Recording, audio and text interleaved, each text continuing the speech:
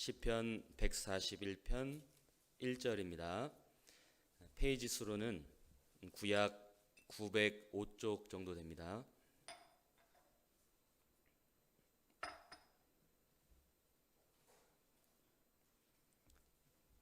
시편 141편 1절에서 5절까지 찾으셨으면 141편 1절부터 제가 읽겠습니다. 여호와여, 내가 주를 불렀사오니 속히 내게 임하소서. 내가 주께 부르짖을 때에 내 음성에 귀를 기울이소서. 나의 기도가 주의 앞에 분향함과 같이 되며 나의 손 드는 것이 저녁 제사같이 되게 하소서. 여호와여, 내 입 앞에 파수꾼을 세우시고 내 입술의 문을 지키소서. 4절과 5절 두 절은 함께 읽겠습니다. 내 마음이 악한 일에 기울어 죄악을 행하는 자와 함께 악을 행치 말게 하시며 저희 진술을 먹지 말게 하소서. 의인이 나를 칠지라도 은혜로 여기며 책망할지라도 머리에 기름같이 여겨서 내 머리가 이를 거절치 아니할지라. 저희의 재난 중에라도 내가 항상 기도하리로다. 여러분, 사람을 잘 살펴보면, 잘 관찰해 보면 사람은 결국 내가 하고 싶은 걸 하고 있습니다. 요즘에 뭐 하고 지내도 있고 여러 가지 고려할 사항들은 많이 있는데 결국은 내가 하고 싶은 걸 하는 겁니다. 제가 그걸 느꼈던 게 예전에 그 춘계 수양회를 갔는데요. 춘계 수양회를 가면 그 사회자께서 광고할 때 늘 하는 게 그 풀 뜯으러 가지 말라고 이 광고를 늘 합니다. 왜냐하면 그 강당 뒤편에 이 검정색 비닐봉지가 이렇게 있거든요. 용도는 신발을 담으라고 둔 겁니다. 그런데 몇 어르신들이 신발은 안 담고 그 봉지에다가 나무를 캐다가 담는 겁니다. 그래서 위험하고 또 그거 하러 온 게 아니니까 그 광고를 늘 하는데, 제가 어느 날 이렇게 쭉 보니까 그 수양관 저 언덕에, 저 높은 언덕에 그 어르신들이 그 올라가셔서 등이 이렇게 보이는 거예요. 몇몇 이제 어르신들이, 할머니들이죠. 야, 저기로 어떻게 올라가셨을까? 저기를 왜 올라갔을까? 그 나물 캐러 풀 뜯으러 이제 올라가신 거예요.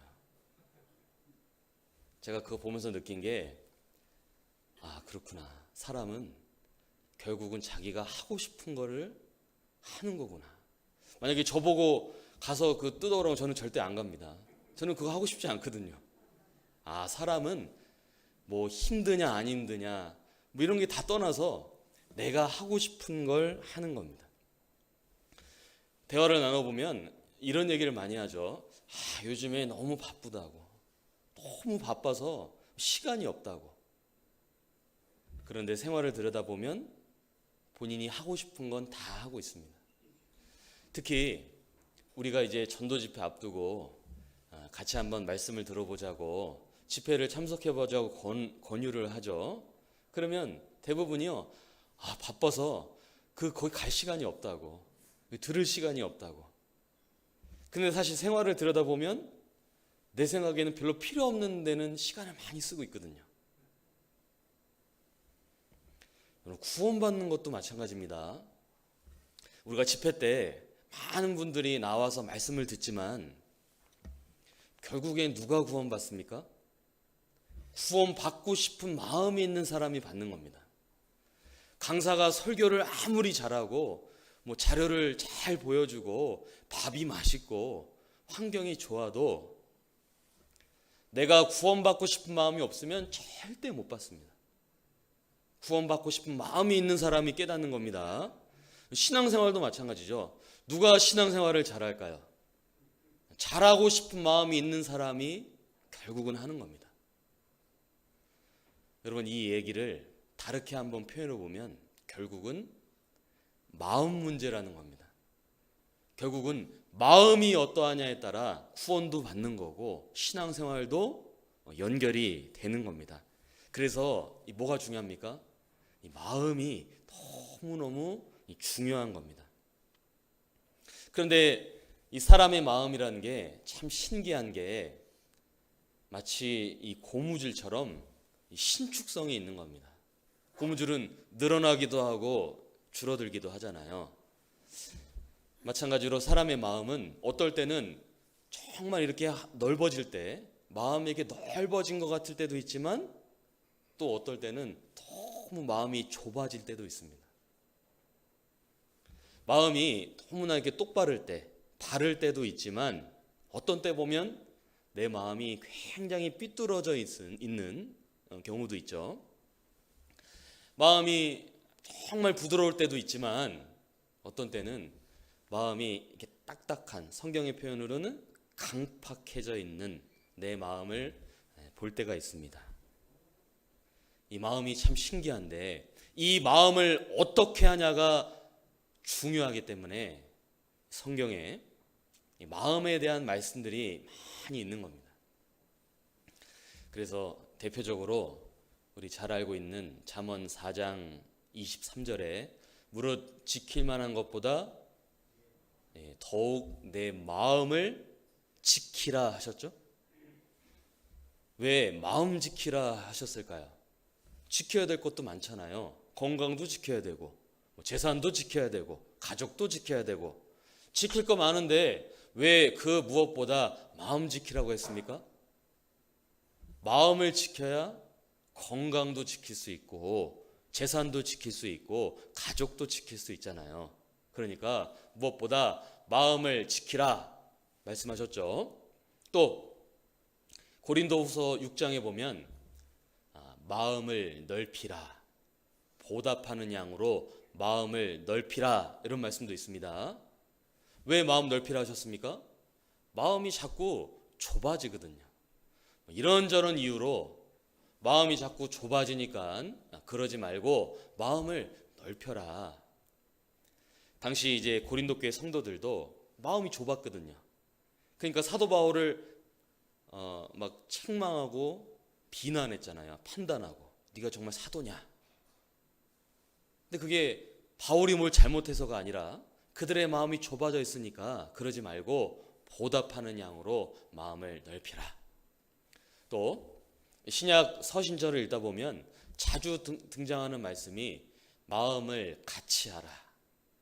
마지막으로 말하노니 마음을 같이 하라. 마음을 모아라. 왜? 자꾸 마음이 나뉘니까요.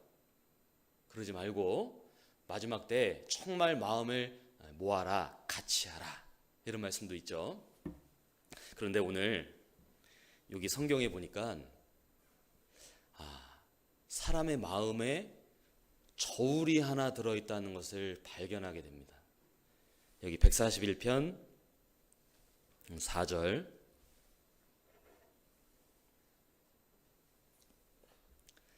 141편 4절에 내 마음이 악한 일에 기울어. 여기 마음이 기울어. 기운다는 게 뭡니까? 한쪽으로 기울어졌다. 내 마음속에 저울이 들어있구나. 근데 여기 기울어 한 거 보니까 이 저울은 양팔 저울인 것 같아요. 양쪽으로 있는데 한쪽으로 기울어졌다. 내 마음에 저울이 들어있네요. 그런데 관건은 뭐죠? 어느 쪽으로 기울어질 거냐? 한쪽으로 기우는데 어느 쪽으로 기울어질 거냐? 이게 너무나 중요하고 이게 내 삶을 결정하게 되는 겁니다. 자, 상식적으로는 저울이 있으면 여러분 어느 쪽으로 기울죠? 더 무거운 쪽으로 기울어지죠. 당연히 무거운 쪽으로 기울어지죠. 그런데 왜 그쪽이 더 무거워졌을까요? 분명히 그쪽에 뭔가를 많이 갖다 놓은 겁니다. 그쪽으로 더 많은 것을 쌓아놨기 때문에 무거워져서 기울어진 거 아니에요. 평소에 그쪽에 시간을 더 많이 들였고 필요하다면 물질이 더 많이 들어갔고, 그렇기 때문에 그쪽이 무거워져서 기울어졌겠죠. 그런데 내 마음도 똑같다는 겁니다. 자, 우리가 구원을 받으면 발견하게 되는 사실이 내 속에 두 마음이 있다는 겁니다. 두 마음이 있습니다. 뭐냐면 그 전에 어떤 마음이 생겼죠? 하나님을 위해 살아야겠다. 말씀대로 살아야겠다. 선하게 살아야겠다는 마음이 생겼습니다. 그런데 예전 마음도 있잖아요. 내 마음대로 살고 싶다. 내 뜻대로 죄 짓고 싶은 마음. 두 마음이 있죠. 두 마음이 계속 싸우는 겁니다. 그래서 로마서 7장의 사도 바울도 선을 행하기 원하는 나에게 악이 함께 있는 것이로다.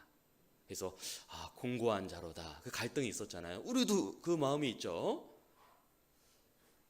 이 두 마음이 있는데 어느 쪽으로 기울어지죠?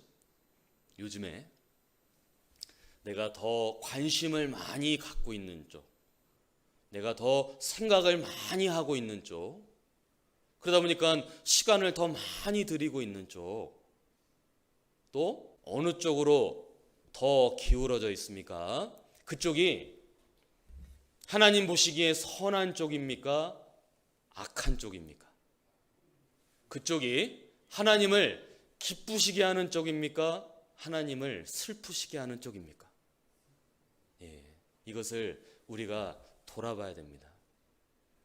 마음의 저울을 바르게 하고 마음의 저울을 하나님께로 더 기울일 수 있다면 우리가 하나님 앞에 정말 부끄럽지 않게 더 힘있게 살아갈 수 있지 않겠습니까? 그래서 오늘 제가 설교 제목을 마음의 저울 이렇게 정해봤습니다. 우리는 특별히 역사의 마지막 시대를 살고 있고 곧 주님을 맞이할 수 있는 그러한 시대가 틀림이 없잖아요. 그래서 내 마음의 저울이 혹시 잘못되어 있는지 오늘 말씀을 통해 좀 점검을 해보고 마음의 저울을 바르게 하고 하나님께로 더 기울일.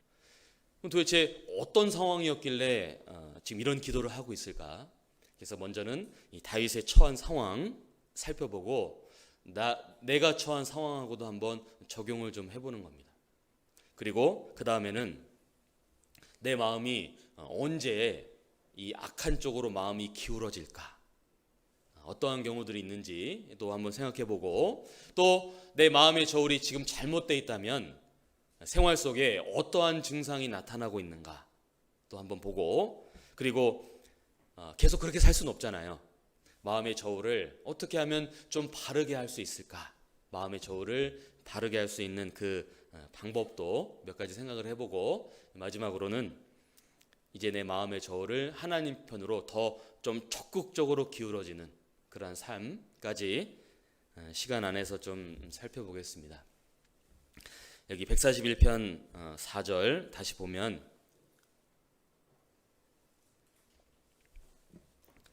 여기 지금 다윗이 기도를 하고 있는 겁니다. 내 마음이 악한 일에 기울어 죄악을 행하는 자와 함께 악을 행치 말게 하시며 저희 진술을 먹지 말게 하소서.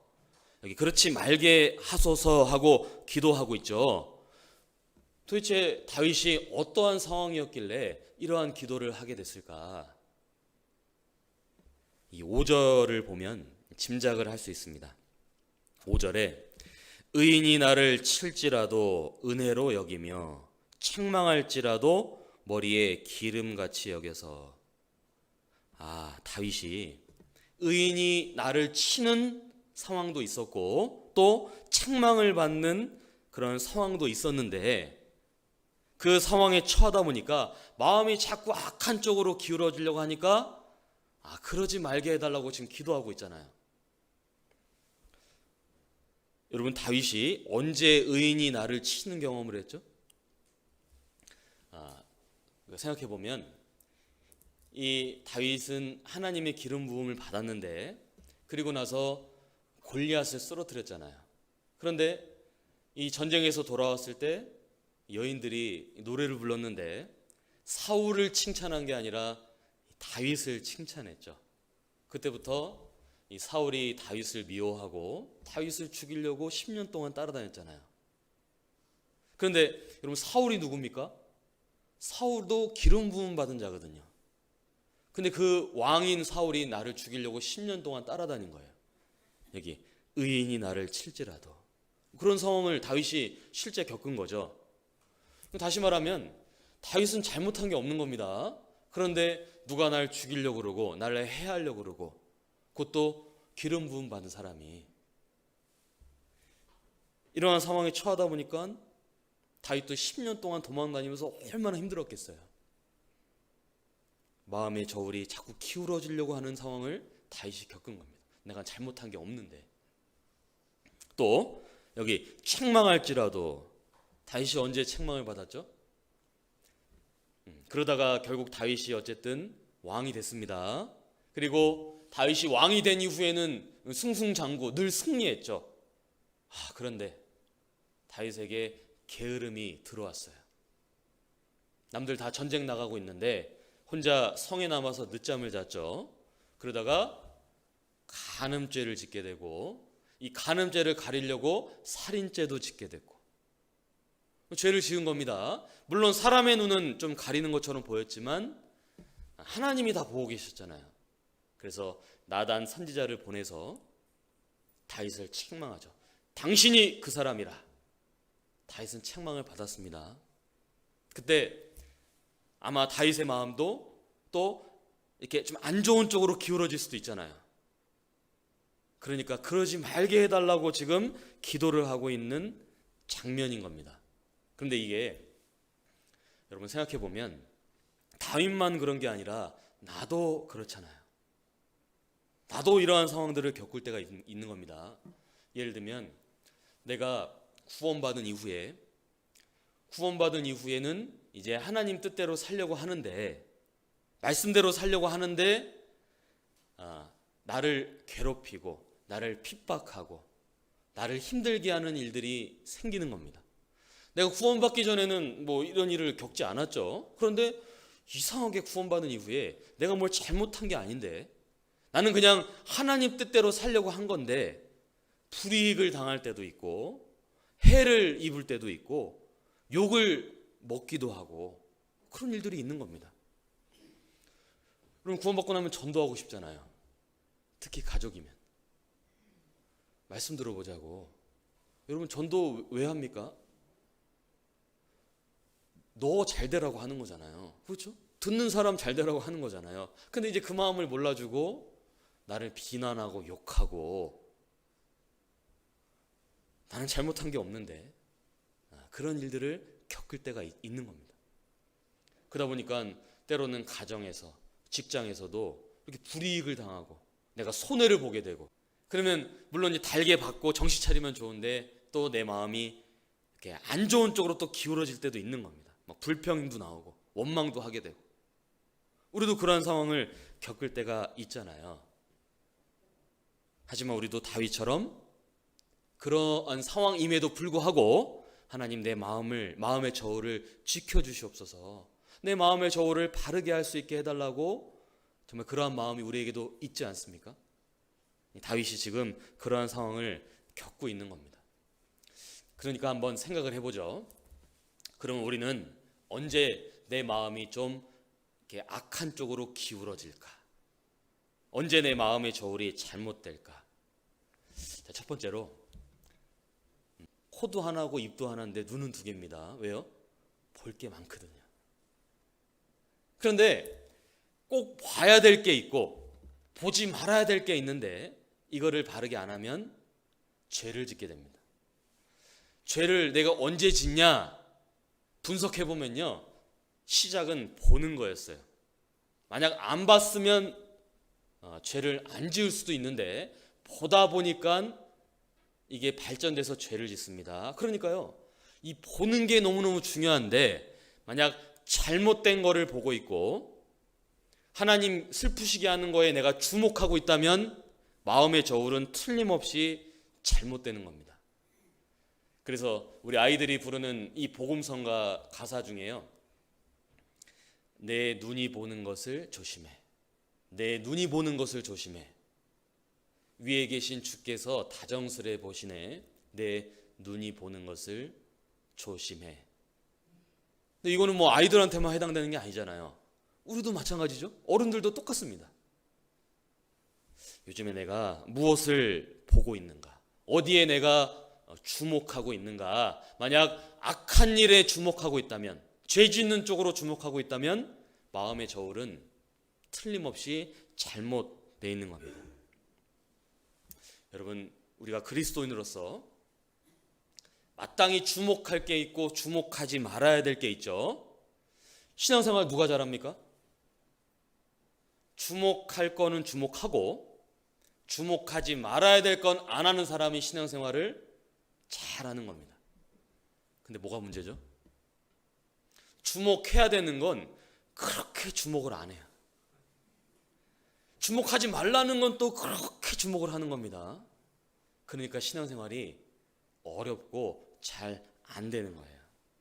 만약 그렇게 신앙생활하고 있으면 세월을 허비하게 됩니다. 누가 대표적으로 그랬냐? 사울이 그랬어요. 우리는 그러면 안 되겠죠. 여기를 줄로 이렇게 잡고 사무엘상 18장을 넘겨보겠습니다. 구약성경 사무엘상 18장 9절입니다.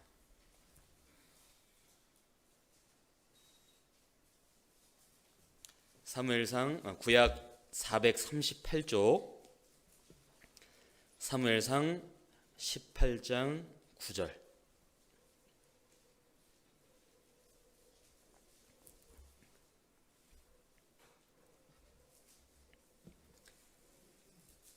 사무엘상 18장 9절.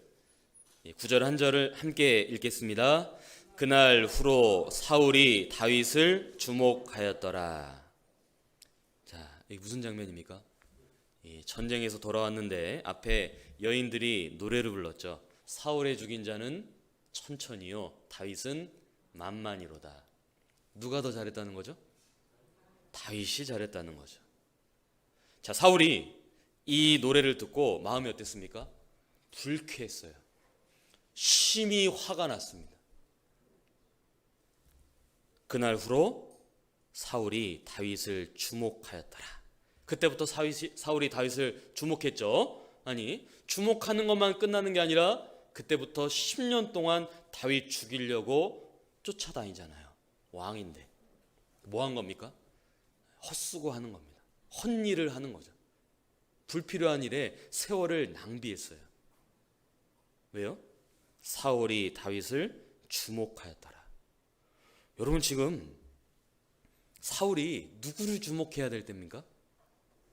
다윗을 주목할 게 아니라 다윗 배후에서 역사하시는 하나님께 주목해야죠. 그런데 사울이 하나님께 주목을 안 하고 지금 사람을 주목하고 있잖아요. 마음의 저울이 잘못됐죠? 그러니까 인생을 허비하게 되는 겁니다. 그리고 사울의 인생의 끝이 안 좋게 끝나잖아요. 스스로 목숨을 끊잖아요. 근데 여러분, 이게 남의 얘기가 아닌 거죠. 나도 그럴 수 있는 겁니다. 요즘에 나는 무엇을 바라보고 있지? 내가 요즘에 어디에 주목하고 있는가? 만약 세상 것에 주목하고 있다면, 세상 것만 바라보고 있고 세상에 있는 것에 주목하고 있다면 우리도 사울처럼 인생 허비하는 겁니다. 물론 세상 속에 살고 있기 때문에 세상 속에서 살아가야 되잖아요. 그런데 그 불필요한 것에, 죄 짓게 하는 것에 내가 주목하고 있다면 분명히 마음이 잘못되는 겁니다. 돈을 벌어야 되죠. 경제적 활동을 해야 되잖아요. 하지만 거기에 주목하고 있으면 반드시 잘못되는 겁니다. 요즘에 볼 게 너무너무 많아요. 물론 텔레비전도 보고 특히 이제 요즘에는 다 스마트폰 있으니까 이 문제가 되는 게요. 이 유튜브 있잖아요. 너튜브라고도 하죠. 이게 특히 이제 젊은 사람들 이 무분별한 게 많이 올라오니까 이 그중에도 꼭 봐야 될 건 봐야죠. 그런데 안 봐도 되는데 계속 보고 있는 겁니다. 뭐 남들이 뭐 먹고 있는 거 이거 안 봐도 되잖아요. 이거를 왜 보고 있어? 이 불필요한데 계속 보고 또 꼬리에 꼬리를 물고 계속 보고 시간을 낭비하고 그 보다 보니까 나도 먹고 싶고 막 돈 쓰고 물건을 사게 되고 이게 자꾸 연결이 되잖아요. 마음 뺏기고 돈 뺏기고 세상 것에 잘못 주목하면 그렇게 되는 겁니다. 또 어떤 분들은 사람을 그렇게 주목해요. 사람을 쳐다보고 있어요. 남편만 쳐다보고 있고 아내만 바라보고 있고 자식만 쳐다보고 있고 부모만 쳐다보고 있고 남편한테 사랑받으려고 그러고 아내한테 존경받으려고 그러고 자식한테 사랑받으려고 그러고 위로받으려고 그러고 여러분 아닙니다. 여러분 사람은요 내게 위로를 주고 사랑을 주는 존재가 아니에요. 누가 나한테 사랑을 줍니까? 하나님께 받아야죠. 여러분 사랑과 위로는 사람한테 받는 게 아닙니다. 하나님께 받는 거예요. 사람한테는 사랑을 주는 거죠. 위로를 주는 거죠. 근데 만약 요즘에 사람을 주목하고 사람한테 자꾸 위로받으려고 그러고 사람한테 사랑받으려고 그러면 어떻습니까? 거기는 안 나오거든요. 힘든 거예요. 비는 거죠. 근데 받으려고 그러면 힘든 겁니다. 또 어떤 분들은 자기 생각을 그렇게 주목해요. 자기 생각 속에 이렇게 갇혀 있어요. 그러다 보니까 아니 성경에 분명히 말씀을 하셨는데 그거는 성경에 있는 거고 현실은 안 그래 하면서 자기 생각을 주목하는 경우가 있죠. 신앙생활을 말씀대로 하는 게 아니라 내 생각대로 하는 경우가 있잖아요. 근데 여러분 내 생각이 어떻습니까? 불완전하고 틀리고 그러잖아요. 내 생각에 주목하면 마음의 저울이 잘못됩니다. 우리 형제자매님들 요즘에 무엇을 바라보고 있습니까? 어디에 주목하고 있습니까? 내가 돌아봐야 돼요. 또 언제 내 마음의 저울이 잘못되냐면 내가 뭘 가까이 하냐 이게 참 중요합니다. 무엇을 가까이 하고 있고 무엇을 멀리 하고 있냐 이게 참 중요한데 만약 악한 일을 가까이 하고 있다, 죄 짓는 쪽으로 가까이 하고 있다 그러면 마음의 저울이 틀림없이 잘못됩니다. 우리 요즘에 코로나 때문에 거리두기 하고 있잖아요. 거리두기. 이 거리두기가 중요하거든요. 신앙생활도 거리두기가 중요한데 가까이 해야 되는 게 있고 멀리 해야 되는 게 있는데 이게 잘못되면 마음의 저울이 잘못됩니다. 그래서 우리가 보통 흔히 예를 드는 게 독수리랑 두꺼비잖아요. 독수리랑 두꺼비가 서로 이제 줄을 이제 묶어놨습니다. 끈을. 여러분 하늘로 올라갈까요? 땅으로 내려갈까요? 힘센 쪽으로 가잖아요. 이 두더지가 힘이 엄청 센 거예요. 왕두더지예요. 두더지가 땅을 파고 막 들어갑니다. 그러면 독수리도 따라서 내려갈 거 아니에요. 땅으로 점점 들어가면 뭐가 크게 보입니까? 땅에 있는 게 크게 보이겠죠. 땅에 속한 것들은 크게 보입니다. 반면에 하늘에 있는 건 어때요? 작아 보여요. 점점 더 작아 보여요. 세상을 가까이 하면 세상에 있는 게 커 보입니다. 그래 뭐니 해도 머니가 최고고 잘 먹고 잘 사는 게 중요하지. 눈에 보이는 게 중요하지. 이 세상에서 어쨌든 건강하게 무병장수하면서 잘 먹고 잘 살고 자식 잘 키우고 그게 행복한 거지. 세상에 있는 게 커 보여요. 뭐 영혼? 뭐 영원한 거? 하나님? 이거는 뭐 당장에 나타나는 것도 아니고 이거는 작아 보이는 겁니다. 신앙생활 잘하는 게 별로 중요하지가 않은 거예요. 세상이 중요한 거지. 그런데 반면에 독수리가 힘이 세. 그러면 독수리가 이 두꺼비를 달고 하늘로 올라가겠죠. 하늘로 올라가면 올라갈수록 뭐가 크게 보입니까? 하늘에 있는 거는 크게 보이죠. 하늘에 있는 구름 이런 거 크게 보이잖아요. 반면에 땅에 있는 건 어때요? 작아 보여요. 우리 비행기 타고 이렇게 올라가 보면 땅에 있는 뭐 아파트, 뭐 자동차 이거 다 장난감처럼 보이잖아요. 작아 보이는 겁니다. 신앙생활 잘하는 게 최고인 거예요. 영혼 건지는 일이 가장 중요한 거고 교회를 위해 사는 게 크게 보이는 겁니다. 세상 거?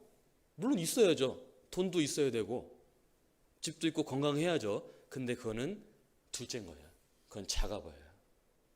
영원한 게 크게 보이는 겁니다.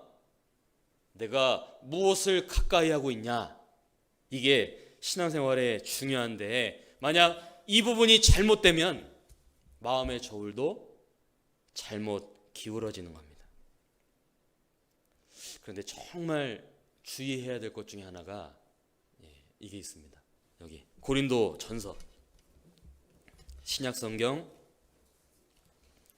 고린도 전서 15장.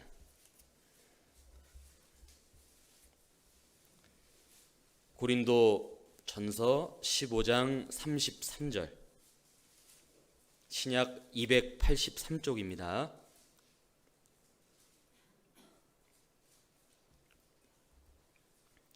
고린도전서 15장 33절. 33절도 함께 읽겠습니다. 속지 말라. 악한 동무들은 선한 행실을 더럽히나니. 여기 속지 말라. 왜 속지 말라 하셨을까요? 자꾸 속으니까. 속지 말라. 근데 왜 속았습니까? 그냥 동무인 줄 알았어요. 아니, 선한 동무인 줄 알았어요. 근데 알고 봤더니 뭐였습니까? 악한 동무였어요. 한 명이 아니었죠? 악한 동무들. 왜? 악한 동무를 가까이 하니까 어떻게 됐습니까? 선한 행실이 더러워졌잖아요. 악한 동무를 가까이 하면 선한 행실이 더러워집니다. 여러분, 만약 내가 요즘에 악한 동무들을 가까이 하고 있다, 그러면 어떻게 될까요? 악한 동무 가까이 하면 마음이 어두워집니다. 그 친구만 만났다 하면 마음이 어두워져요. 그 친구만 만났다 하면 마음이 부정적으로 바뀌어요. 부정적으로. 그 친구만 만났다 하면 다른 사람을 판단하게 되고 욕을 하게 돼요. 그 사람만 만났다 하면 뭔가 생활 속에 불평이 많이 생겨요. 뭔가 다 안 좋게 느껴져요. 그 사람만 만났다 하면 하나님에게서는 멀어지고 사람을 가까이 하게 돼요. 그 사람만 만났다 하면 신앙생활보단 이 세상에서 어떻게 하면 더 잘 살까, 여기에 집중하게 돼요. 자, 누굽니까? 누구 만난 겁니까? 악한 동물을 만난 거예요. 반면에 선한 동물을 만나면 어떻게 됩니까? 선한 동물을 만나면 마음이 밝아져요. 선한 동물을 만나면 마음이 긍정적으로 바뀌어요. 선한 동물을 만나면 하나님을 가까이 하게 돼요. 성경을 가까이 해야겠다, 이 마음이 들어요. 선한 동물을 만나면 죄를 버려야겠다, 멀리 해야겠다, 이 마음을 먹게 돼요. 하나님을 가까이 하고 성경을 더 묵상해야겠다, 교회를 더 사랑해야겠다, 형제자매들을 더 귀하게 여기고 사랑해야겠다, 선한 동물을 가까이 하면 그 마음이 드는 겁니다. 우리 형제자매님들, 요즘에 만나는 그 사람이 악한 동무입니까? 선한 동무입니까? 여러분, 교회 안에 있다고 다 선한 동무다? 말하기 어렵습니다. 만약 요즘에 만나는 사람들이 악한 동무들이라면 내 마음의 저울은 잘못되는 겁니다. 또 언제 내 마음의 저울이 잘못되냐면 반대로 선한 것을 멀리하면, 선한 것들을 일을 멀리하게 되면 마음의 저울이 잘못되죠. 그럼 선한 게 뭐가 선한 게 있습니까? 하나님 선하시잖아요. 선하신 하나님. 그러니까 하나님의 말씀이 선하죠. 하나님 역사하시는 교회가 선한 거죠. 우리가 함께 모이는 이 교제가 선하잖아요. 근데 만약 멀리하게 되면 내 마음의 저울이 잘못되겠죠. 성경을 만약에 내가 멀리하고 있다, 요즘에 뭐 코로나 때문에 모이기도 어렵고 뭐 이렇게 하다 보니까 뭐 온라인으로 또 듣기도 하고 그랬잖아요. 자칫 말씀에서 마음이 멀어지고 개인적으로 성경을 읽지 않고 마음이 잘못되는 겁니다. 요즘에 마음이 힘들다. 요즘에 마음이 이렇게 딱딱해졌지? 마음이 이렇게 식어졌지? 여러분, 그 원인 중에 100% 성경 안 읽는 거 있거든요. 개인적으로. 아니요. 저는요. 주일 말씀, 수요 말씀 다 듣고 있고요. 모임 때마다도 다 참여하고 있고요. 개인적으로도 찾아 듣고 있고 다 듣는데요. 만약 그래도 개인적으로 성경 읽지 않으면 말씀 가까이 하고 있다? 말할 수 없습니다. 성경을 멀리하고 있다면 마음의 저울은 틀림없이 잘못 기울어집니다. 기도하지 않고 있다. 하나님과의 기도는 하나님과의 교제죠. 기도하지 않으면 마음의 저울이 잘못됩니다. 여러분, 성경에 이 권면하기를 그날이 가까움을 볼수록, 마지막 때 주님이 다시 오실 그날이 가까움을 볼수록 뭐 하라고 그랬죠? 더욱 뭘 그리하라고 했습니까? 모이기를 힘쓰라고요. 자, 히브리서 10장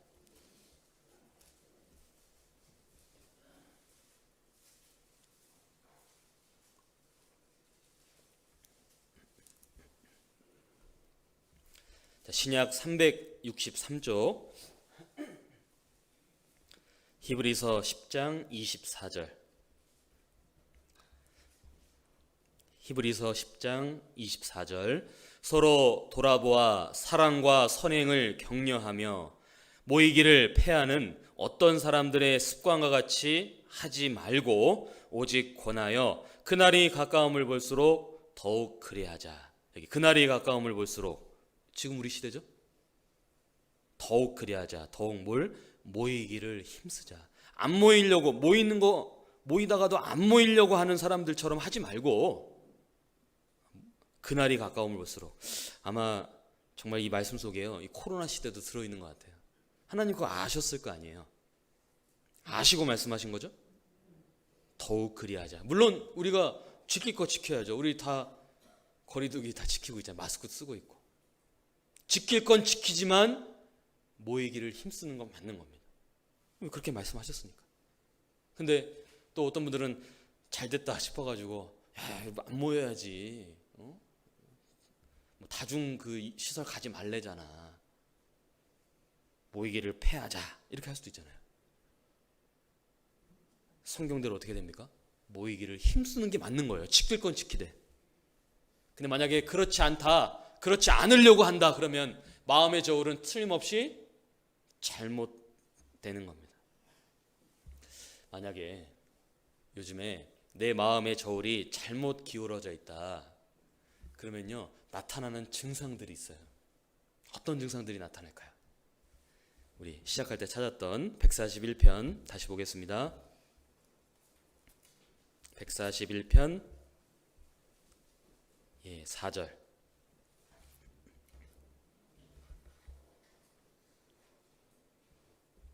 141편 4절에 내 마음이 악한 일에 기울어. 자, 마음이 자꾸 기울어지고 있죠. 근데 그 상태가 계속 가면 어떻게 됩니까? 죄악을 행하는 자와 함께 악을 행치 말게 하시며. 만약에 기울어져 있는데 계속 가면 이제는 함께 악을 행하게 될 겁니다. 행하고 있을 겁니다. 그리고 거기서 더 나가면 저희 진술을 먹지 말게 하소서. 이제 아예 눌러 앉아서 죄 짓는 삶을 사는 거죠. 그러니까 요즘에 내 마음의 저울이 잘못되어 있다면 이게 갈수록 점점 더 심화되는, 점점 더 안 좋아지는 쪽으로 가게 되는 겁니다.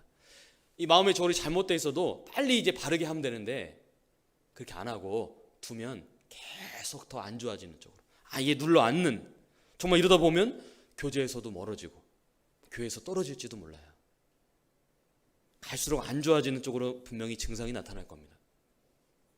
또 마음의 저울이 잘못되어 있다면 나타나는 증상 중에 하나는 안 들으려고 합니다. 귀를 기울이지 않으려고 하는 증상으로 나타나요. 귀도 두 개잖아요. 들을 게 많거든요. 잘 들어야 되거든요. 듣는 게 너무너무 중요하죠.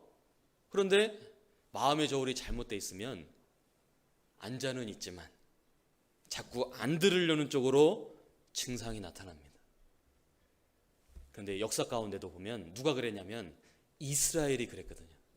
이스라엘이 불순종하고 우상숭배, 그러니까 자꾸 죄 쪽으로 가면 나타나는 증상이요, 안 들으려고 해요.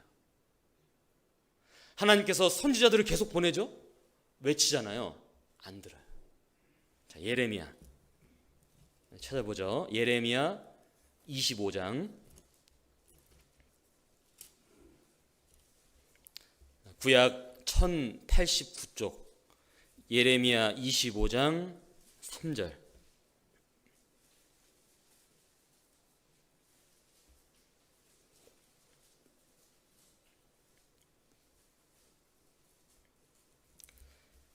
자, 구약 성경 예레미야 25장 3절. 구약 1089쪽입니다. 예레미야 25장 3절에 유다 왕 아몬의 아들 요시야의 13년부터 오늘까지 23년 동안에 여호와의 말씀이 내게 임하기로 내가 너희에게 이르되 부지런히 일렀으나 너희가 듣지 아니하였으며 하나님께서 그 모든 종 선지자를 너희에게 보내시되 부지런히 보내셨으나 너희가 듣지 아니하였으며 귀를 기울여 들으려고도 아니하였도다. 이 이스라엘을 향해서 예레미야가 선지자로 세워지고 여기 3절에 보니까 몇 년 동안 외쳤냐? 23년 동안 예레미야는 하나님의 말씀을 받아서 전한 겁니다. 근데 이스라엘이 어떻게 했죠? 듣지 않았어요. 계속 전하는데 안 듣는 겁니다. 귀를 기울여 들으려고도 아니하였다 했죠? 마음의 저울이 잘못되면 안 들으려고 하는 겁니다. 여러분, 믿음은 어디서 나죠? 믿음은 들음에서. 듣는 게 중요하잖아요. 안 들으려고 그래요. 여러분, 왜 구원을 못 받습니까? 안 들으려고 하니까요. 귀 기울여 들으려고 하지 않아요. 구원을 못 받습니다. 왜 우리가 주일마다 모여서 똑같이 대항당에 앉아서 1시간 반 설교를 듣고 수요일마다 또 듣고 듣는데 왜 생활이 안 바뀔까요? 듣는데 안 듣는 거예요. 좀 신기하죠? 듣는데 안 들어. 귀를 기울이지 않아요. 그러면 변화가 없는 겁니다. 10년, 20년, 30년 지나도 신앙이 제자리 걸음. 왜? 안 들으니까. 그러니까 이렇게 지나가는 거잖아요. 슉. 이렇게 들으면 이렇게 내려가야 되잖아요. 여기 탁 붙잡아야죠. 그러면 이게 역사하죠. 생활 속에 나타나는데 이렇게 못 가고 싹 지나가는 거야. 그러니까 말씀 끝나면 밥 먹으면 배고프니까 밥 먹다가 뭐 다 까먹습니다. 집에 가다가 뭐 다 까먹잖아요. 그래서 집에 가서 저녁쯤 돼서 이렇게 물어보죠. 오늘 주일 말씀 제목이 뭐였어요? 기억이 안 나요. 밥 먹은 건 기억나는데 본문이 어디였죠? 기억이 안 나. 왜? 마음에 남은 게 없으니까. 물론 이제 웃긴 얘기 한 건 기억나요. 재밌는 예화는 기억이 나. 말씀은 기억이 안 나. 귀 기울여 들으려고 아니해서 그럴 수 있습니다. 여러분, 듣는 게 너무 중요해요. 제가 정말 느꼈던 것 중에 하나가 어떤 분이 이런 얘기 하더라고요. 음악을 전공한 어떤 분이 청중한테 질문을 던졌어요. 뭐라고 물어봤냐면, 여러분 어떻게 하면 노래를 잘 부를 수 있을까요? 우리 이제 좀 전에 찬양대 찬양해 주셨잖아요. 어떻게 하면 노래를 잘 부를 수 있을까요? 제가 생각해 봤습니다. 노래 잘하려면 그래, 뭐 일단 기본적인 음악 지식도 있어야 되지만 발성, 소리를 잘 내야 되고 호흡도 좋아야 되고 음정도 좀 있어야 되고 이런 거 아닐까? 근데 대답이 뭐였냐면, 노래 잘 부르려면 잘 들어야 된답니다. 많이 들어야 되는 거예요. 그 사람이 잘 부를 수 있다. 아, 그렇구나. 그런데 신앙생활도 똑같잖아요. 신앙생활도 내가 뭘 잘하려고 하기에 앞서서 잘 들으려고 해야지 신앙생활 잘하는데, 돌아보죠. 언제부턴가 말씀이 잘 안 들어온다. 내 마음이 그렇다는 거죠. 귀 기울여 들으려고 하지 않는다. 때로는 딱 본문을 찾으면 저거 지난번에 했는데, 저거 지난번에 들었는데, 나 이거 무슨 내용인지 아는데, 그러면서 귀를 닫는 경우가 있잖아요. 그리고 뭔가 강사가 언변이 좀 부족하다거나 좀 재미가 없다거나 지루하다, 귀를 막으면 말씀이 안 들어가는 겁니다. 근데 왜 그랬냐? 마음의 저울이 잘못되어 있으면 틀림없이 증상이 나타납니다. 또 마음이 저울이 잘못되어 있으면 나타나는 증상 중에 하나가 마음이요, 이렇게 딱딱해져요. 점점 딱딱해져요. 성경에 그걸 강팍하다 했죠. 예레미야 7장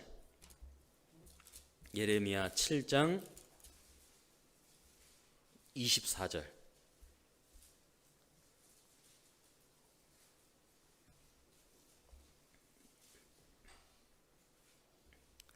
예레미야 7장 24절에 그들이 청종치 아니하며 귀를 기울이지도 아니하고 자기의 악한 마음에 깨와, 난 뭐라고 하셨죠? 강팍한 대로 행하여 그 등을 내게로 향하여 그 얼굴을 향하고 그 얼굴을 향치 아니하였으며, 여기 잘 귀를 기울여 안 듣다 보니까 강팍한 대로, 뭐가요? 마음이 강팍한, 딱딱해져 있는.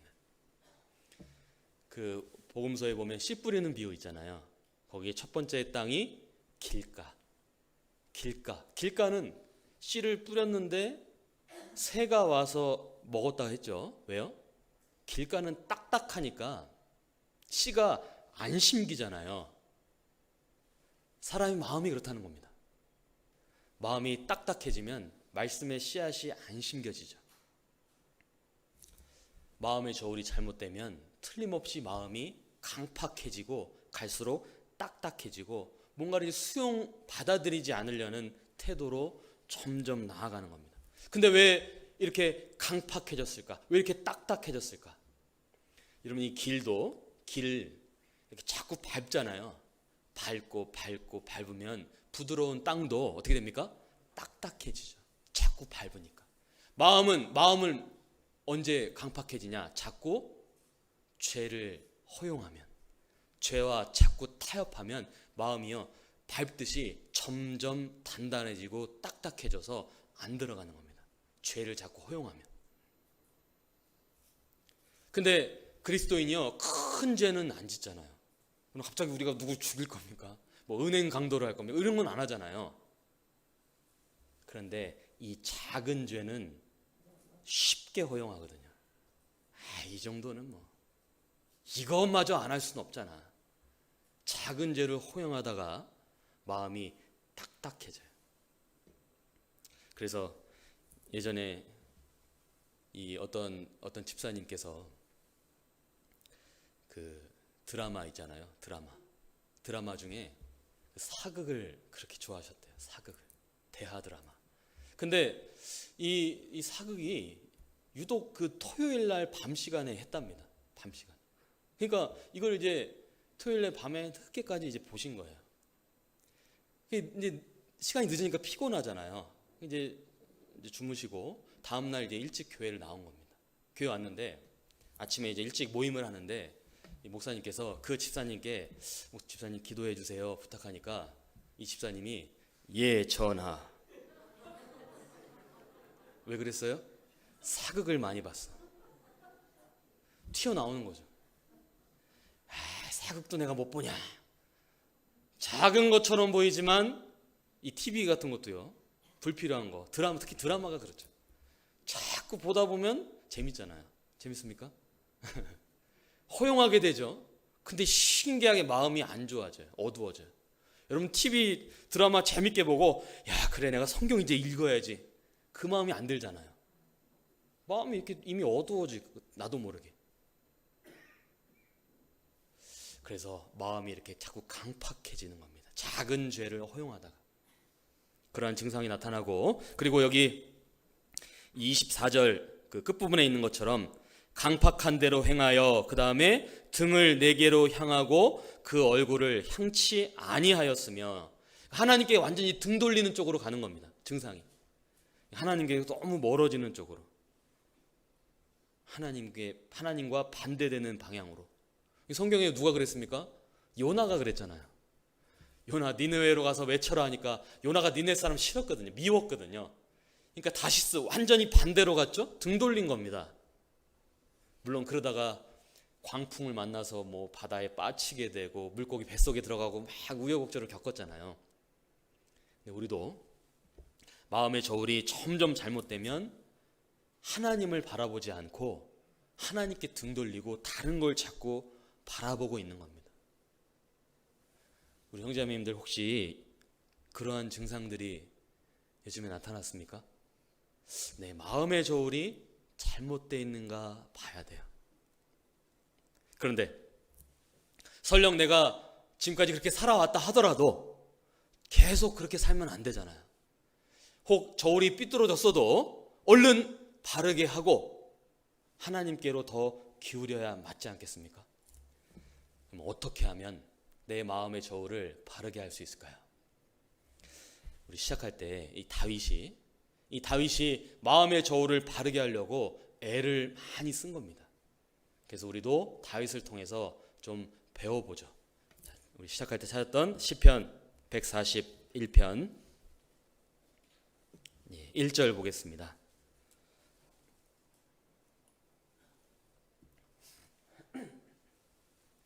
자, 141편 1절. 여호와여, 내가 주를 불렀사오니 속히 내게 임하소서. 내가 주께 부르짖을 때에 내 음성에 귀를 기울이소서. 나의 기도가, 여기 이 141편 시작이 뭘 하고 있죠? 기도하고 있잖아요. 마음의 저울을 바르게 하기 위해서 가장 선행해야 될 게 뭡니까? 기도거든요. 그러니까 여기 다윗이 기도로 시작하는 겁니다. 여러분, 기도 생활이 바르게 돼야 마음의 저울을 바르게 할 수 있습니다. 기도. 우리가 늘 기도하고 있죠. 늘 기도하고 있지만 또 반면에 잘 못하는 것 중에 하나가 기도 생활이 아닌가 생각이 듭니다.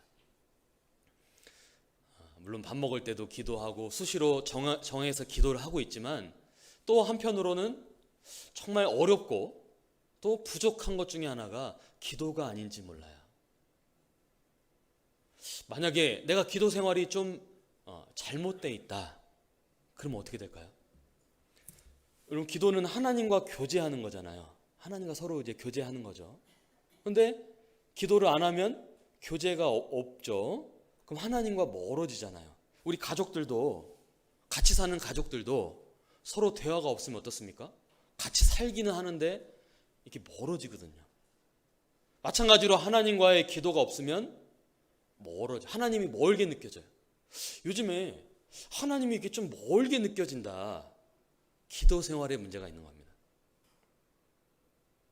또 여러분, 기도하면서 뭐 하냐면, 기도하다 보면 나를 돌아보게 되거든요. 자기 반성을 하게 되죠. 특히 하루를 마칠 때 이제 기도로 마치면 참 신기하게 오늘 하루 내가 특히 그 잘못했던 거 있잖아요. 죄 지었던 거. 이런 거 이렇게 생각나거든요.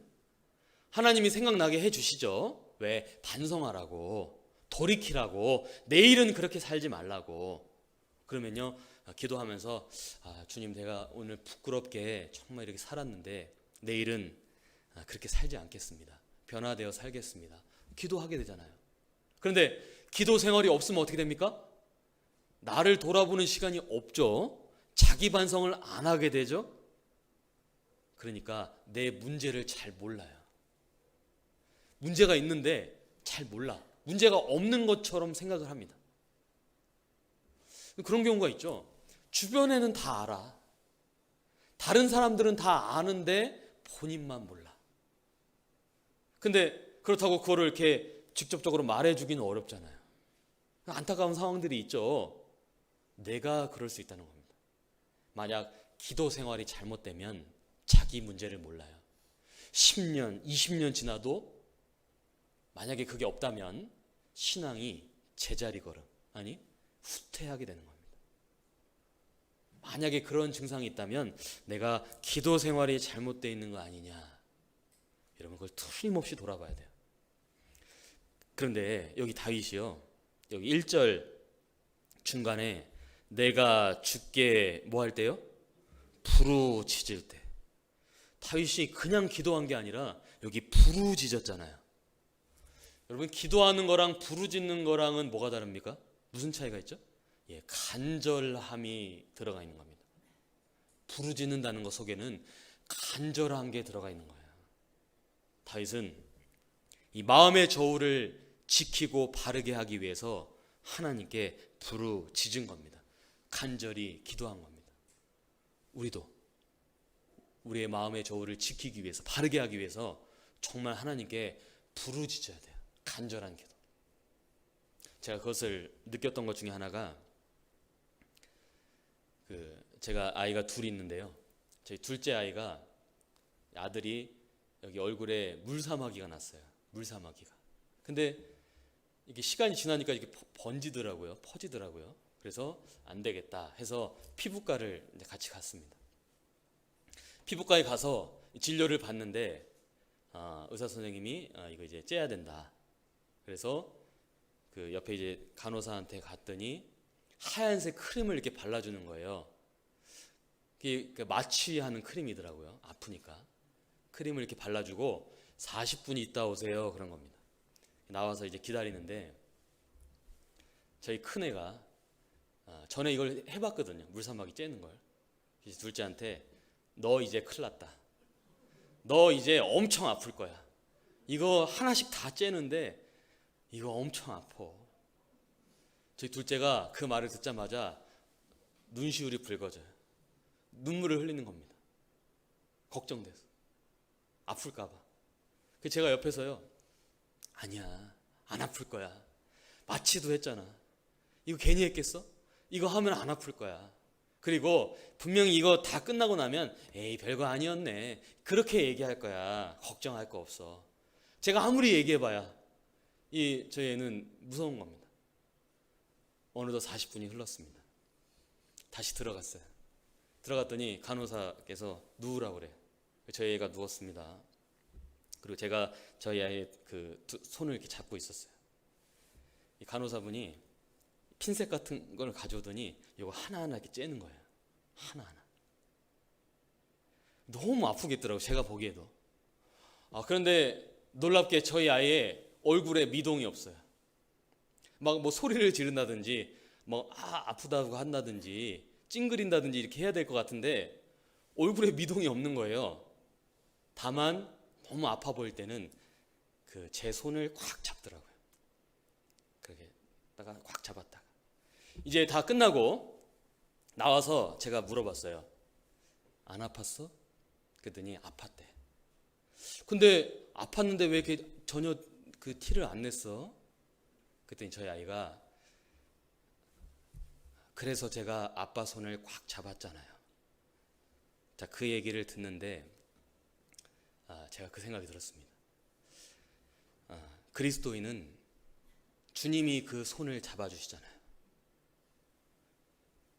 자주 넘어지나 아주 엎드러지지 아니함은 주께서 손으로 붙드심이라. 우리가 구원받은 이후에 신앙생활은 주님 손잡고 가는 건데, 근데 자꾸 넘어지잖아요. 하지만 주님이 다시 일으켜 세워주시죠. 그러다가도 너무 힘들 때도 있잖아요. 그럼 어떻게 하면 됩니까? 그 손을 더 꽉 잡아야죠. 주님의 손을 더 꽉 잡으면 아무리 힘들고 어려워도 아프지만 감당할 수 있구나, 아프지만 견딜 수 있겠구나. 제가 저희 아이를 보면서 그거를 느꼈습니다. 여러분, 주님의 손을 꽉 붙잡는 게 뭡니까? 간절한 기도 아니겠습니까? 부르짖는 그 기도. 내 마음의 저울 바르게 하기 위해서 부르짖는, 주님의 손을 꽉 잡는 그 기도가 여러분 반드시 있어야 됩니다. 그리고 여기 2절에 나의 기도가 주의 앞에 분향함과 같이 되며 나의 손드는 것이 저녁 제사같이 되게 하소서. 여기 나의 기도가 저녁 제사같이 되게 하소서.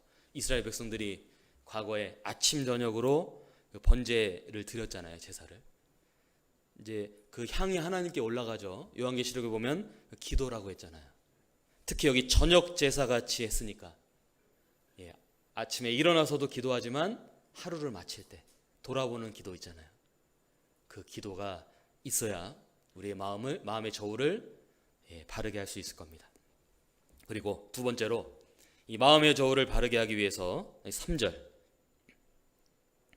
141편 3절 함께 읽겠습니다. 여호와여 내 입 앞에 파수꾼을 세우시고 내 입술의 문을 지키소서. 여기 마음의 저울 지키기 위해서 뭐 해야 되냐면 입 앞에 파수꾼을 세우고 입술의 문을 지키소서. 입술을 지켜야 마음이 지켜지는 겁니다.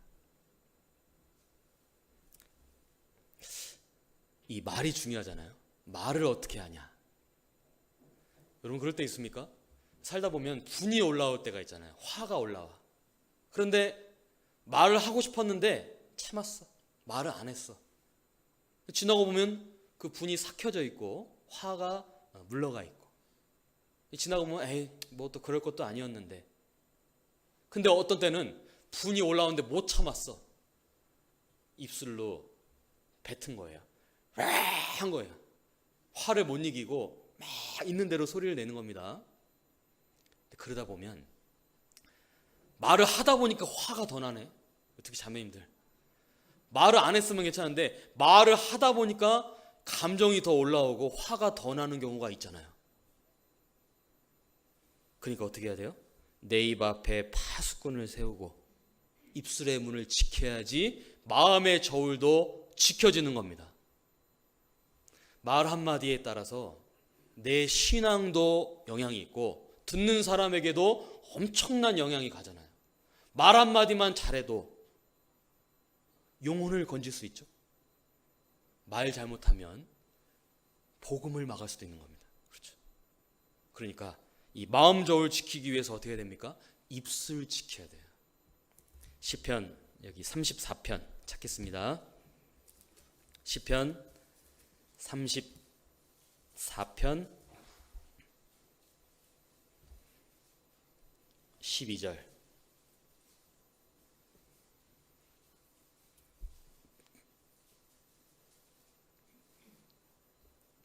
시편 34편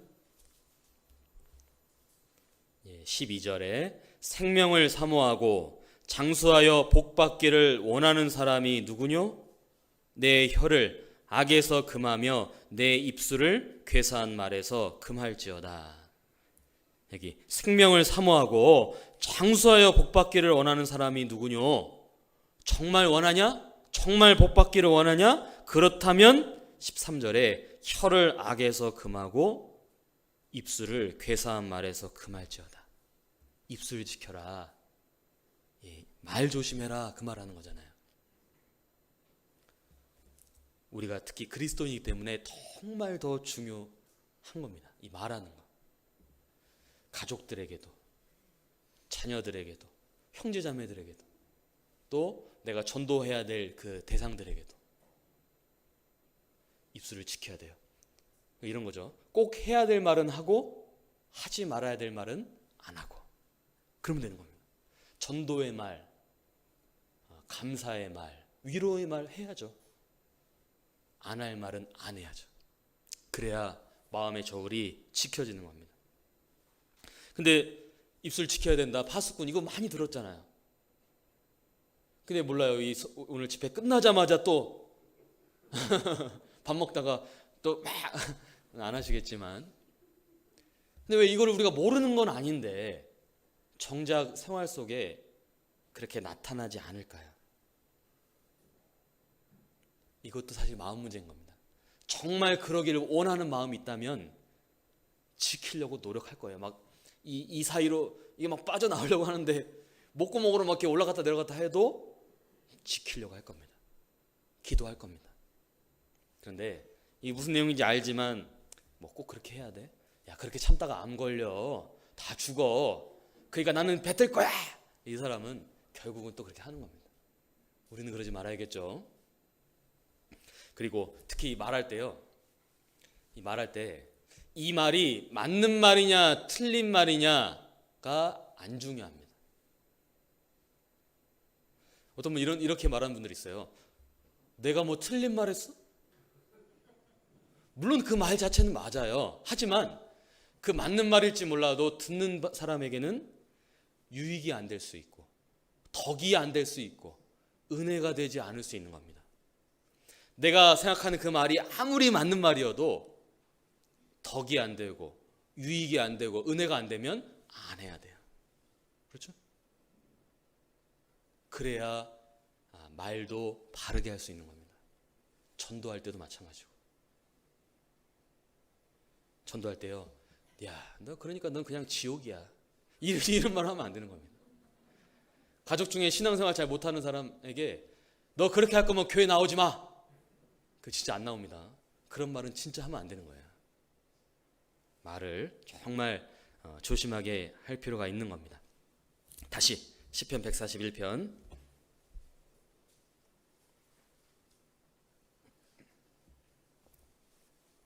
141편 5절.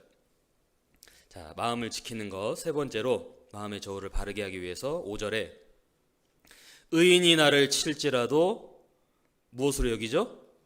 은혜로 여기며. 마음의 저울을 바르게 하기 위해서 은혜로 여길 줄 알아야 돼요. 은혜로 여기며.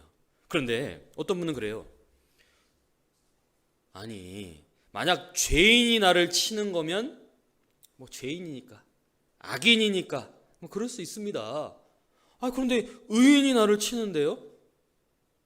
의인이란 사람이 나를 치는데 그걸 도대체 어떻게 은혜로 여깁니까? 그런 마음이 올라옵니다. 죄인이니까 그런 사람이니까 이해한다 이거죠. 예를 들면 구원받은 사람이 하나님을 믿는다는 사람이 나를 치는데 그걸 어떻게 은혜로 여깁니까? 그래서 그런 이유로 안타깝게 교제에서 떨어진 분들 있잖아요. 찾아가 보면 이게 왜 그랬냐 이유를 들어보면 상처받았다 이거예요. 교회에서 상처받았다. 그러니까 나는 못 견뎌서 난 못 나가겠다. 의인이 나를 치는 경우를 당했다 이거죠. 근데 여러분 어떻게 은혜로 여길 수 있죠? 은혜를 받은 사람은 은혜로 여길 줄 아는 겁니다. 내가 은혜를 받은 적이 있다. 그 사람은 의인이 나를 칠지라도 은혜로 여길 수 있어요. 왜? 내가 은혜를 받았기 때문에. 근데 만약에 은혜를 받은 적이 없는 분은 절대로 은혜로 못 여기는 겁니다. 그냥 그 상황이 이해가 안 되는 거예요. 그런데 은혜를 받은 사람은 아무리 이해가 안 되고 납득이 안 되고 어려워도 내가 하나님께 받은 게 있기 때문에 은혜로 여기는 겁니다. 여러분 무슨 은혜를 받았습니까? 구원의 은혜 받았잖아요. 은혜가 뭐죠? 은혜는요 거저 받았다 이거예요. 나는 아무것도 안 했어요. 그런데 공짜로 거저 받은 거예요. 여러분 구원받은 거 공짜로 거저 받았잖아요. 예수님 십자가에 고난당하셔서 못 박히고 피 흘려 죽으실 때 여러분 뭐 했습니까? 십자가라도 뒤에 좀 들어드렸어요? 나는 아무것도 안 했어요. 에베소서 2장의 말씀처럼 나는 그냥 은혜를 인하여 믿음으로 구원을 받았잖아요. 선물로. 그러니까 구원을 은혜라고 그러죠. 구원의 은혜를 받은 사람은 은혜로 여기는 겁니다. 그리고 그거로 끝난 게 아니죠. 구원받은 이후에 신앙생활이 다 뭡니까? 다 은혜예요. 여러분 이렇게 교회가 있고 언제든지 내가 말씀을 공급받을 수 있고 말씀에서 내가 고민하는 문제들이 풀어지고 마음의 위로가 되고 힘을 얻고 용기를 얻고 다 은혜잖아요. 여러분 지금 코로나 사태 겪으면서요 모이지도 못하고 말씀도 같이 못 듣고 그러다 보니까 뭘 느꼈습니까? 야, 그동안에 그 평범했던 것들이 다 은혜구나. 뼈저리게 느꼈잖아요. 지금도 느끼고 있죠. 마스크 쓰고 말씀 듣기 얼마나 힘드셔요. 그냥 이렇게 마스크 없이 들었던 게 은혜였구나. 전도 집회도 마음껏 이렇게 하고 다 은혜인 겁니다. 뿐만 아니라 주님 앞에 가면 뭐가 기다리고 있습니까? 베드로전서 1장에 보면 가져올 은혜도 있거든요. 이 땅에서 정말 땀과 눈물을 흘리면서 수고했던 것들, 이 땅에서 다 보상을 못 받아도 주님 앞에 가면 가져올 은혜가 기다리고 있잖아요. 우리는 은혜를 받았고 지금도 받고 있고 앞으로 또 받을 거니까 여기 의인이 나를 칠지라도 은혜로 여길 수 있는 겁니다. 어떻게 그럴 수 있어가 아니라 그럼에도 은혜로 여길 줄 아는 것이 그리스도인인 겁니다. 그래야 마음의 저울을 지킬 수 있어요. 그래야 마음의 저울을 바르게 할 수 있는 겁니다. 그리고 또 이 마음의 저울을 바르게 하기 위해서 정말 필요한 게 거듭 말씀드리지만 말씀이잖아요. 말씀이 정말 내 안에 있어야 돼요. 말씀이 내 안에 있는 사람은 좌로나 우로나 치우치지 않고 신앙생활을 하는 겁니다. 자, 신명기 17장. 신명기 17장 19절.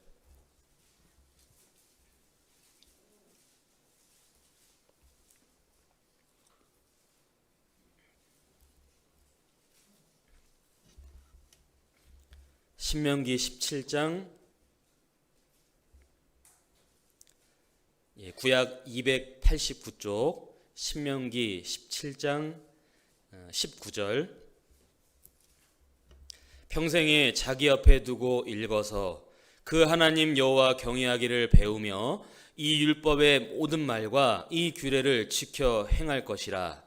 그리하면 그의 마음이 그 형제 위에 교만하지 아니하고 이 명령에서 떠나 어떻게 해요? 좌로나 우로나 치우치지 아니하리니 이스라엘 중에서 그와 그의 자손의 왕위에 있는 날이 장구하리라. 여기 이 말씀대로 평생 옆에 두고 읽어서 말씀을 그리고 말씀대로 살고자 하면 행하면 당연히 마음 교만하지 않게 지켜주시고 또 좌로나 우로나 치우치지 않게, 그러니까 마음의 저울이 잘못되지 않게 해주시는 거예요. 말씀이. 그래서 아무리 힘들고 어렵고 바쁘고 답답하고 괴로워도 늘 말씀 가까이 하는 것 너무너무 중요한 겁니다. 그리고 이 다윗이 정말 잘했던 것 중에 하나가 자기의 상황을 자기 생각으로 바라보지 않고 하나님 편에서 바라볼 줄 알았어요. 하나님 편에서 나를 바라보는 것. 여러분, 마음의 저울을 지키려면 지금 내가 처한 상황들 있죠.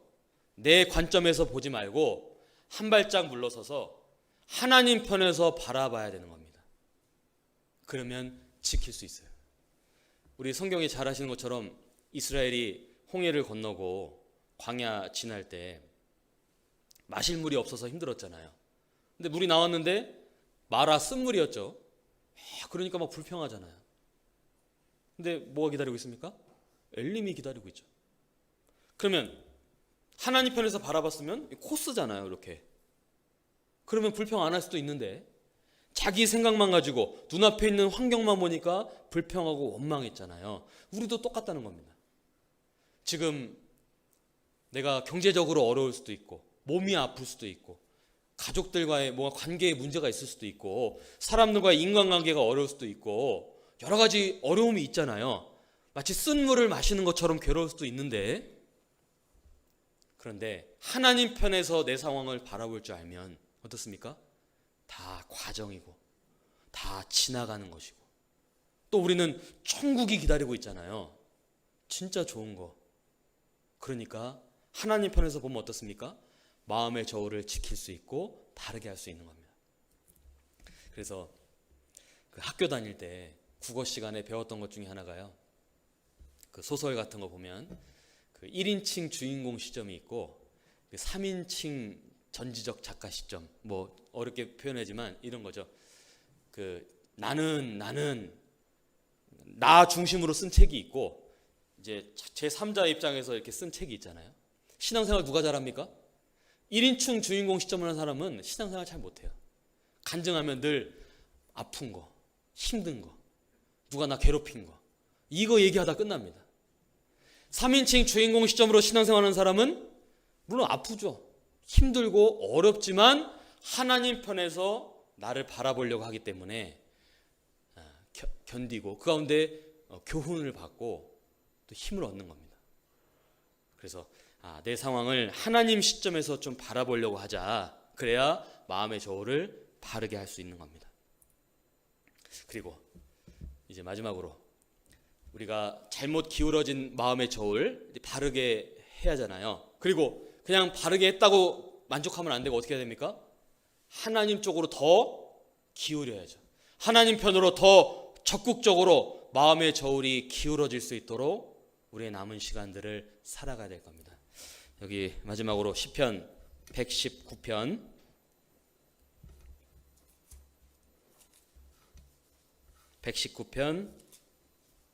112절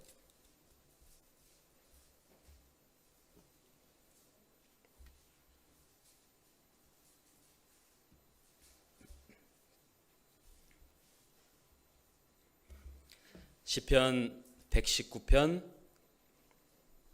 112절